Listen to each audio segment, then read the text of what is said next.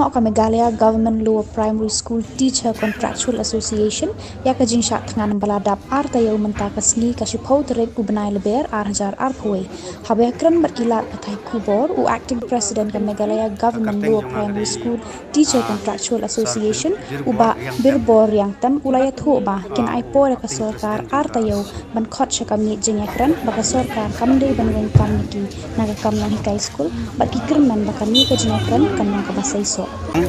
kabla khat ini atas ni mundi kam seiso te nakaliang jong sarkar kalapan sngau shangi bakandon biang kajing ya keren da kaba anjit ya kinong mi khmat nakaliang jongi bat nakaliang jong sarkar bakan longkung ka join meeting bani penbaik ya ki kita ki bangi dawa te nakaliang jongi ka sion kalong ba ni bu por ya sarkar ba kumno ra dai ben pendap ko artio ba hadin kan artio kan penmi ya ka result ka ba komen ba ka ba penhun ya ka ya ki no hikai ki badon ko ka Meghalaya Government LP School Contractual Teacher Association nagabanta akane ka jing sat khan ka jongi ngin pungkut no ta kasgi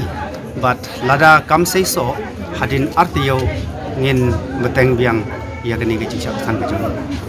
menin ke janmit habangi like pan permission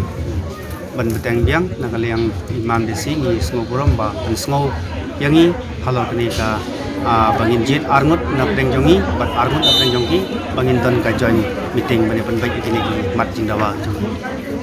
mumut ba imam desi ile chim di klik ko kita kani ka join meeting hadu mentang yang pat yo jingtip manu na kalian jongki ate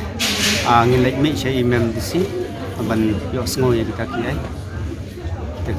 tip na kalian jong pasal ya kata hadu mentang yang pat laban ong kamar ba ni haban ya don ka meeting ka ba ya ka e ka sinjam ka bangin kasip